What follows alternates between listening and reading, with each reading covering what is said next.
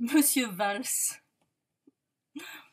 vous n'avez pas l'air en bonne santé, je vous trouve même une petite mine. Je vous ai vu l'autre jour, vous étiez à la tribune de l'Assemblée nationale, et quand vous êtes descendu, vous êtes essuyé le front avec un grand mouchoir blanc, au moment évidemment où vous annonciez que vous alliez faire passer le 49.3. On aurait dit une scène du salaire de la peur. Oh, qu'il fait chaud. Donc moi je pense qu'il faudrait peut-être que vous voyiez un médecin. Alors, je me pose des questions sur votre santé. Et je vais vous dire que s'interroger sur la santé de quelqu'un qui conduit 67 millions environ de Français, bon ben c'est normal puisqu'on se pose cette même question quand on engage un chauffeur de car pour 50 Pékin. Certains vont me dire, mais t'es quand même audacieuse, insolente de dire qu'il faut vérifier la santé de Monsieur Valls. Non, je suis simplement cultivée. Et je voudrais vous parler de l'empereur Tang, qui a été le fondateur de la seconde grande dynastie chinoise, 1500 ans avant Jésus-Christ, la dynastie des Shan. Et figurez-vous que cet empereur avait mis à l'entrée du palais de l'empereur de Chine une cloche. Et il avait fait ça parce que si jamais quelqu'un avait des critiques à porter sur sa manière de gouverner, eh bien, il allait sonner la cloche. J'imagine la même chose à l'heure actuelle. Et aussitôt, nous raconte un des historiens qui parle de la vie de Tang, eh bien, l'empereur se précipitait. Et même, il raconte, cette anecdote qui est amusante, qui est racontée, même s'il était en train de se laver les cheveux, à ce moment-là, il ne les essuyait même pas, il courait les cheveux mouillés pour dire « qu'ai-je fait de mal ?» Voilà, Monsieur Valls, je vous veux les cheveux mouillés. Qu'ai-je fait de mal? Alors, j'ai fait une petite liste de vos problèmes de santé. Évidemment, je suggère, hein, je ne suis pas médecin moi-même, mais enfin, à première vue. Alors, voilà les quelques symptômes que j'ai relevés et qui semblent nuire à un exercice serein de votre profession. D'abord, petit 1, un début d'Alzheimer. Ensuite, 2, une hyperactivité débouchant sur un racisme primaire et secondaire, puisqu'il y a pour vous des races inférieures et une race supérieure, ce qui nous rappelle des heures nauséabondes de notre histoire. Ensuite, un confusionnisme gauche-droite gravissime. Là, je pense qu'un scanner s'impose parce que c'est quand même énorme. Ensuite, une incitation à la haine. Alors, de votre part, qui voulait lutter contre l'incitation à la haine, là, c'est quand même étrange. Il y a une victime, la dernière, Philoche. Philoche est dans tous ses états, suite à la loi Macron. Vous allez nous tuer Philoche si vous continuez comme ça. Non, ça ne peut pas durer. Je vais vous dire que là, j'ai posé un diagnostic, mais je vais apporter des preuves, bien sûr. Je ne fais pas tout ça pour vous faire de la peine, non, absolument pas. Parce que j'estime que parfois, il est bon que quelqu'un dise « Stop, stop, tu commets une erreur ». Je me souviens que quand j'étais petite, j'étais cruelle. C'est ainsi que quand je promenais mon chien, il m'arrivait de le battre. Parce que je jouissais d'avoir cette domination sur lui. Un jour, quelqu'un m'a vu et dans la rue, il m'a dit « Mais tu n'as pas honte ?» Et ma cruauté s'est arrêtée là, sur cette phrase. Parce que quelqu'un m'a dit « Mais tu n'as pas honte ?» Ouais, j'aimerais voir si on vous dit « Mais tu n'as pas honte ?» Ce que ça donne. On va tenter ça. Alors, premièrement, Alzheimer. Alors, Alzheimer, ça, c'est la grande maladie des hommes politiques. Ce qu'ils ont dit avant d'être élus, ils ne s'en souviennent absolument pas après. Alors, il y a des gens qui disent « Ouais, c'est comme ça. » Non, attendez, c'est pas comme ça, c'est gravissime ce truc-là. Alors, pour vous, par exemple, en 2010, Sarkozy et Hortefeux parlent de démanteler les camps de Rome. Bien, à ce moment-là, sur RTL 2010, vous déclarez faire croire que c'est à travers ce démantèlement qu'on règle les problèmes de sécurité dans notre pays, c'est se livrer encore une fois à un amalgame tout à fait insupportable. Bien, en 2013, vous avez le pouvoir, et à ce moment-là, qu'est-ce que vous dites? Il faut tout démanteler. Il faut dire que quand vous prenez la parole, c'est 6 mois avant les élections municipales et que ça se présente mal pour vous, donc si on peut récupérer quelques voix d'extrême droite ou d'extrême gauche, c'est bien. Encore un autre exemple d'Alzheimer, notre cher président Zizi Rider, Hollande. Alors lui, quand c'était De Villepin qui voulait faire passer la loi égalité des chances, il disait avec ses anaphores qui sont spécifiques de son style Le 49.3 est une violation des droits du Parlement. Le 49.3 est une brutalité. Le 49.3 est un déni de démocratie. Oui, tout à fait. Une manière de freiner ou d'empêcher la mobilisation. Alors lui aussi, c'est Alzheimer, mais grave, lui. C'est vraiment le spécialiste. Et sans oublier toute votre clique, la clique socialiste, qui défilait pour la retraite à 60 ans. Bientôt, ils vont nous la foutre à 70. Alors, ce truc-là, franchement, on ne l'accepte dans aucun métier. J'imagine bien, je fais peindre ma maison, je dis, vous me la faites en blanc, et elle est tout en noir. Et quelqu'un va me dire, ouais, tu sais, ça, c'est les peintres, ils sont comme ça, quand tu leur dis une couleur, ils s'en tiennent absolument pas à ce que tu demandes. Vous allez voir un boucher, vous demandez une entrecôte, et vous arrivez près du barbecue, et vous avez mis de la salade. Mais ça finit mal, on ne peut pas accepter ça. Tandis que, de votre part, on va dire, ah ben oui, c'est possible. Mais c'est gravissime, c'est abus de pouvoir, abus de confiance. Ça doit se terminer par... vous ne pouvez plus exercer la profession d'homme politique puisque vous n'êtes pas capable d'avoir une parole. Je vous signale ensuite qu'à l'heure actuelle, il y a 7 milliards d'hommes, c'est énorme. Et la moindre de vos conneries a des conséquences effrayantes. Et ça, il faut en tenir compte. Ensuite, deuxième point, votre hyperactivité sur le cas du racisme. Alors, vous êtes tellement en train de dire pas de racisme, pas de racisme, pas de racisme, mais vous, malheureusement, on dirait que vous en êtes un petit peu teinté. Les inférieurs pour vous, les Roms, bien sûr, je n'ai pas m'attarder, ils ont vocation à aller se faire foutre ailleurs où ils veulent, et on peut les garder dans notre pays quand ils sont tout petits et morts, hein, surtout si c'est un maire UMP qui refuse l'enterrement. Alors là, mon Dieu, quel drame. Ensuite, il y a une vidéo qui est très connue sur Internet, ceux qui ne la connaissent pas. Vous vous baladez dans votre ville d'Evry, quelqu'un vous suit avec une caméra, et tout à coup, vous croisez des basanés, semble-t-il. Et vous dites, oh putain, alors là, belle image de la ville d'Evry. Tu peux pas me mettre un peu de blanc, de white, de blancos? Oh, c'est grave. C'est grave parce qu'on se dit, on voit le mec est là, le racisme est interdit. Puis lui, il est méprisant. Et quand on voit cet épisode, on comprend que Hollande, il a pu parler descendant. Ouais, évidemment, le peuple vous fait chier, hein, non, de temps en temps. On se soulage entre soi. Alors, il y a autre chose, c'est le racisme inversé, c'est-à-dire que il y a pour vous une race supérieure à la communauté juive. Et les citations qui montrent ce travers abondent. Là, j'ai fait un choix, et il y en avait 3600. La plus connue, par ma femme, je suis liée d'une manière éternelle à la communauté juive et à Israël, quand même. Une seconde. La communauté juive, c'est la France. Et la France, sans la communauté juive, ce n'est pas la France. La troisième, toute récente, suite au propos de Dumas. Mon seul rôle, ma seule mission, c'est de mobiliser pour combattre l'antisémitisme. Une autre. Le départ de 100 000 juifs infligerait un coup plus dur à la France que celui de 100 000 chrétiens. Monsieur Valls. Donc je vais reprendre un petit peu et je vais revenir, il me semble que vous êtes un peu en surchauffe. D'abord sur la première citation. Par ma femme, je suis liée. Mais qu'est-ce qu'on a à foutre de qui est votre femme? Vous êtes marié à qui? On s'en fout complètement. Est-ce que vous imaginez un homme politique qui a une certaine stature, ou De Gaulle, Winston Churchill, que sais-je, en train de dire oui, ma femme, par ma femme, mais complètement. Et si jamais vous divorcez et vous épousez une Russe, qu'est-ce que vous allez nous sortir? Par ma femme Natacha, je suis liée d'une manière éternelle à l'église orthodoxe et à Poutine, quand même. Alors que ça me ferait un changement dans la politique. Alors, ensuite, une autre de vos citations, la plus récente. Mon seul rôle, ma seule mission, c'est de mobiliser pour combattre l'antisémitisme. Je reçois d'une amie une lettre d'une dame qui est à la retraite. Elle gagne 900 € par mois.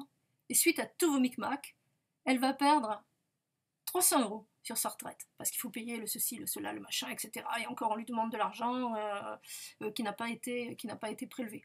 Si vous voulez les papiers, je peux vous les montrer. Moi, je pense que votre mission, c'est de vous occuper de ces gens-là.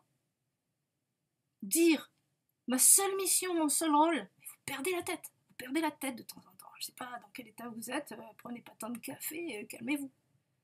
Et quand au départ de 100 000 juifs infligeraient un coup plus dur à la France que du 100 000 chrétiens, alors là, il y a quelque chose de très amusant, parce qu'évidemment, cette phrase a fait un buzz sur les réseaux sociaux absolument dingue. Et il a quand même fallu que vos communicants réagissent. Et ils l'ont fait de la manière suivante. Il faut dire que c'est sorti cette phrase dans une tribune de Abraham Yehoshua, c'était le 22 janvier, et dans Libération. Donc, monsieur Yehoshua, rapportez vos propos. Donc, le correctif était le suivant, paru dans Metro News. À Libération, on nous explique que la phrase initiale d'Abraham Yehoshua concernant les 5000 chrétiens, bon, déjà on ne dit pas les 100 000 juifs, les 100 000 chrétiens, n'était qu'une extrapolation. Alors là, l'explication, ça va mourir de rire, mais changez de communicants, ils sont. N'était qu'une extrapolation de l'auteur, due sans doute à quoi? À la distance géographique, entre parenthèses, il habite en Israël. Ah, c'est vrai que là, avec le bruit des vagues, tu n'entends pas trop ce que dit l'autre, hein, c'est sûr. Et à son manque de familiarité avec les arcanes de la politique française. Ouais, les arcanes de la politique française, ça veut dire, quand on me dit quelque chose, à l'oreille, ne va pas le répéter comme ça dans un article de Libé, hein, cher ami. Bon, alors, vous ne croyez pas que j'en fais un peu trop quand même, là. Moi, ma prise de position par rapport à tout ça, c'est ça. Je vais d'abord dire une phrase, ça va peut-être en faire bondir certains, mais je vais l'expliquer. Il n'y a pas d'antisémitisme en France, d'accord? Il n'y a pas d'antisémitisme en France. Je veux reprendre tout ce qui a été signalé comme événement antisémite. D'abord, des voitures taguées en plein centre de Paris. Alors là, la LICRA parle de cet événement. Je regarde ça un soir sur Facebook, c'est le mur de lamentation. Oh mon Dieu, mais c'est pas possible, on peut plus vivre dans ce pays, Noaïs, regardez maintenant des voitures qui sont taguées, c'est invraisemblable. Bref, on apprend très rapidement que celui qui a fait ces tags, c'est un pépère, sa femme est juive, ils veulent changer d'appartement, ils sont dans un HLM, ils veulent aller ailleurs. Et donc, évidemment, ils se sont dit, attends, c'est peut-être une bonne chose. Donc, ils ont trouvé ce truc. Quelque chose qui m'a fait rire, c'est quelqu'un qui mettait, bah attends, le gars il avait tagué juif avec un pinceau, la racaille, le tag avec une bombe, complètement invraisemblable que ce soit la racaille qui ait fait ça. Est-ce que la LICRA a essayé de s'excuser en disant, ouais, on s'est peut-être emporté? Non, bien sûr, pas du tout. Bon, et deux, les cimetières juifs. Je signale que 2 jours après le cimetière juif qui a été profané en France, un cimetière arabe a été profané en Israël par de jeunes Israélites. Donc, ce que je veux dire, c'est que des petits cons, vous en avez partout, dans tous les pays et dans toutes les religions. Mais mieux à propos de cette histoire de cimetière. BFM TV, Sainte Télé, à 8h du matin, nous donne les chiffres suivants sur les profanations dans les cimetières. En 2014, cimetière chrétien, 206. Cimetière juif, 6. Carré musulman, 4. Et à midi, ils changent, parce qu'ils avaient mis cimetière chrétien, donc certains ont dû leur dire, attends, non, parce que les gens vont dire, alors on peut tout casser chez les chrétiens. Donc ils mettent cimetières municipaux, 206, ça change pas, et les juifs 6 et les carrés musulmans 4. Donc j'en reste à ça. Arrêtez de faire un bins, alors que les cimetières chrétiens sont, et les églises et tout, sont massacrés, avec même des fémènes qui vont se balader à poil là-dedans. Un peu excessif, non? Vous ne croyez pas? Bon, alors maintenant, un sujet très grave, le terrorisme. Je ne peux pas entrer dans le détail pour savoir qui paie ces terroristes, n'est-ce pas? On sait quand même qu'on leur a donné des armes. On sait quand même que Fabius a dit, oui, Al-Nosra, qui est une aile d'Al-Qaïda, fait du bon travail. Mais passons. Je voudrais vous poser une question. Il y a combien de gens qui sont morts à cause du terrorisme en 2014 en France? J'aimerais que vous me donniez la réponse. Parce que moi, je peux vous dire que il y a 10 500 personnes qui sont mortes en 2014 en se suicidant. Elles se sont suicidées, elles se sont brûlées devant la NPE, elles se sont brûlées parce qu'ils étaient pauvres, ils n'avaient rien à bouffer ou pour mille et mille raisons. Mais là, alors là, on s'en fout comme de l'an 40. Hein. Tu veux te suicider, mon pauvre, fais ce que tu veux. Car c'est pas ça qui va permettre de faire passer le Patriot Act, entre guillemets, la surveillance d'Internet, etc. Autre chose, et là, vous insistez bien là-dessus. Il y a eu quand même en 2014, lors d'une manif, des gens qui se sont baladés dans Paris en disant « mort aux juifs ». Mais qu'est-ce que vous voulez que je vous dise? Ça prouve que vous êtes complètement incompétent. Nommez-moi, moi, un ministre de la police. Moi, je peux vous dire que ça ne se passera pas. D'une part, avant la manif, puisqu'on écoute tout le monde. Tout le monde, tout le monde, tout le monde. Moi, on doit m'écouter en train de téléphoner quand je prends les horaires de la piscine. Et ces gens-là, ils devaient se téléphoner en disant ouais, ouais, ouais, on va faire une manif, on va dire non aux juifs. Et ensuite, lors de la manif, vous n'avez qu'à mettre des flics en civil, puisque vous savez si bien le faire. Et ces gens-là, vous les photographiez, vous les filmez, vous les arrêtez. Mais non. Et le plus fort, c'est on dirait que vous préférez dire on s'est promené dans Paris en disant mort aux juifs. Mais putain, mais vous êtes incapables. C'est à vous de les arrêter. C'est de votre faute, ce truc-là. Ensuite, quelque chose dans le même genre. En ce moment, il y a des tweets qui menacent de mort Zineb El-Razaoui, qui est journaliste à Charlie Hebdo. Alors là, pour envoyer des gosses de 14 ans qui refusent de dire je suis Charlie, là, vous êtes super fort. Mais pour arrêter quelqu'un qui envoie des menaces de mort sur Twitter, il n'y a plus personne. On ne sait pas comment ça se passe. Comment vous vous débrouillez? Qu'est-ce que c'est que cette incompétence notoire? Il y a une police ou quoi à Cazeneuve? C'est pas la peine, mais il se balade toujours avec une tête comme ça. Mais travaille, Cazeneuve! Arrête ces gens sur Twitter, autrement c'est pas la peine d'amener Taubira. Nous allons, toujours, nous allons. Mais faites, agissez. Je vais vous dire une chose pour terminer. Je pense qu'il n'y a pas d'antisémitisme en France, sauf dans un petit groupe. Et dans ce petit groupe, vous voulez que je vous dise ce qu'il y a. Il y a des gens qui violent des gosses, il y a des maris qui tuent leurs femmes, des femmes qui empoisonnent leurs maris, il y a des financiers qui font les pires horreurs, il y a des gens qui vendent des armes, il y a tout un groupe de bandits et de gangsters, parmi lesquels il y a aussi des racistes et des antisémites. C'est pas la France, ça, monsieur. C'est pas la France, je suis désolée. C'est un groupe que la police doit surveiller. Ensuite, je voudrais vous donner un conseil si vous voulez arrêter l'antisémitisme. Vous savez ce qu'il faut faire? L'antisémitisme. Au niveau de la planète entière, vous arrêtez Netanyahou. Ce Netanyahou, maintenant, il énerve tout le monde. Mes amis juifs, chaque fois qu'ils l'entendent, ils disent mais qu'il se taise. Il va faire arriver un malheur. Vous l'arrêtez? Facile, puisqu'il se balade partout sans être invité. En France, Hollande ne l'avait pas invité, il était là. Aux États-Unis, il n'est pas invité par Obama, il y va. Donc on profite de ces déplacements furtifs, on l'arrête et on le remplace. Par qui? Moi je fais une proposition. Les frères Cohen, les cinéastes. Alors là, l'humour juif. Fabuleux. J'ai vu un de leurs films, Un homme sérieux. C'est mort de rire. C'est magnifique cet humour. Cette façon de se moquer de soi, vraiment dingue. Alors, les voilà qui sont présidents d'Israël. Ils font un film avec les Palestiniens et les Israéliens. Ils font abattre le mur. Ils tournent, je ne sais pas combien de fois, la grande scène où tout le monde s'embrasse. Et c'est la paix. C'est pas plus compliqué que ça.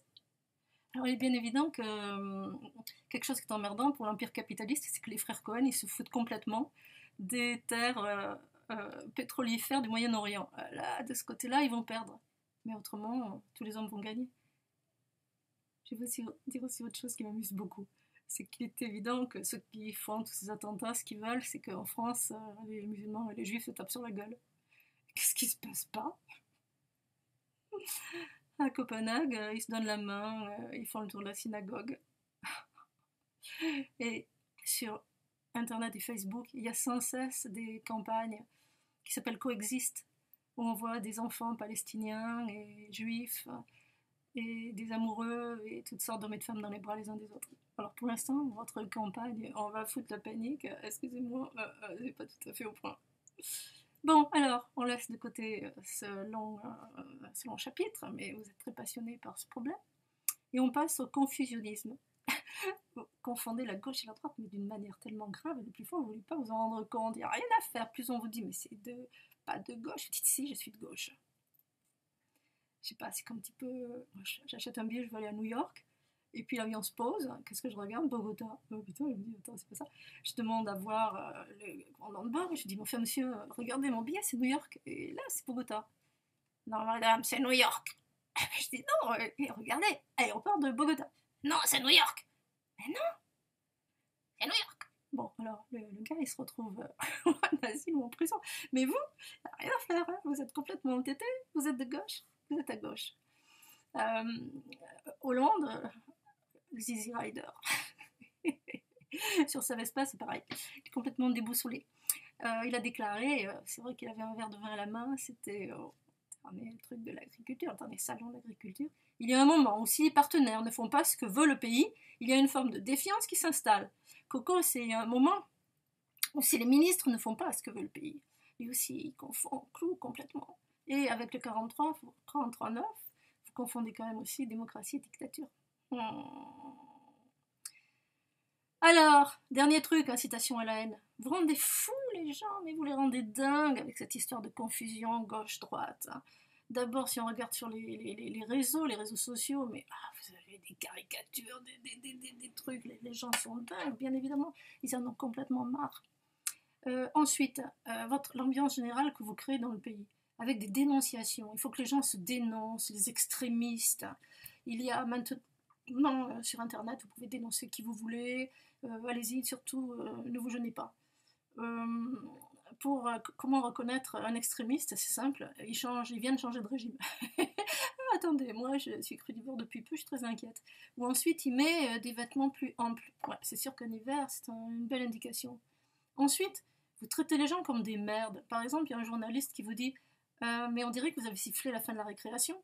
Et là, vous devrez dire mais monsieur, je ne parle pas comme ça du peuple de France. Mais non, vous reprenez.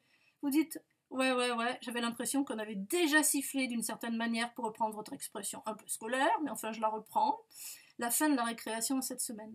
Mais celui à qui vous le faites plus de mal, c'est Filoche. Filoche. Alors, je prends une toute petite citation parce qu'il parle pendant au moins 20 minutes de cette loi Macron. Voilà ce qu'il dit. C'est la pire loi que la gauche puisse proposer depuis 2012. 106 articles, 19 ordonnances, facilité de licenciement, fin de la médecine du travail, casse des prud'hommes, recul le plus spectaculaire du droit du travail qu'on a eu depuis le Conseil national de la résistance. Et lui, il a l'air d'être de gauche quand même. Donc je pense que vous devriez suivre des cours du soir avec Filoche pour essayer de vous rattraper. Bon, allez, on va venir à la conclusion. Je pense qu'il faut que vous vous reposiez, vous n'allez pas tenir le coup. Difficile d'aller contre les réalités de ce monde. Vous perdez la raison parce que vous voyez des problèmes là où il n'y en a pas, et là où il y en a, vous ne les voyez pas. C'est quand même embêtant. J'aimerais que vous sachiez ensuite qu'un homme politique doit avoir une parole et une seule. Ensuite, qu'il ne doit être acheté par personne et ne céder devant aucun lobby. Il doit avoir une vie saine, une alimentation saine, éviter les drogues et les excitants. Il n'est pas bon d'avoir pour dirigeant un homme surexcité, le visage déformé, perdant le sens de son engagement et la volonté de son peuple. Je voudrais finir en vous offrant 2 citations. Une, elle est connue. Einstein. Le monde est dangereux à vivre, non pas tant à cause de ceux qui font le mal, mais à cause de ceux qui regardent et laissent faire. Alors, on ne va pas laisser faire. Une autre citation, j'aime beaucoup, d'Anatole France, et qui va bien avec vos obsessions. Je ne connais ni juifs ni chrétiens. Je ne connais que des hommes. Et je ne fais de distinction entre eux que de ceux qui sont justes et ceux qui sont injustes, qu'ils soient juifs ou chrétiens. Il est difficile aux riches d'être équitables. Tiens donc, Pierre dans votre jardin. Mais quand les lois seront justes, les hommes seront justes. Eh ben voilà du travail pour notre ami Macron. Voilà. J'ai fini. Vous pouvez aller vous sécher les cheveux. Ah non, je voudrais quand même vous raconter 2 histoires qui sont liées à Tang. Donc la première, il se promène dans la campagne et il voit un grand filet tendu entre 2 arbres. Et à ce moment-là, il dit aux paysans, mais qu'est-ce que c'est? Les paysans disent, mais c'est pour attraper les canards. Et il leur dit, non, vous ne pouvez pas faire ça. Il ne peut jamais y avoir une attaque supérieure à la défense possible d'un animal. Et ensuite, une autre fois, il y avait eu une famine absolument abominable en Chine. La nourriture était devenue tellement chère que certains paysans chinois étaient obligés de vendre un enfant comme esclave pour pouvoir nourrir les autres. Et Tang, l'apprenant, a demandé à la noblesse d'ouvrir ses greniers, de donner tous les grains qu'ils avaient au peuple, et ensuite il a fait fondre des pièces de son trésor personnel.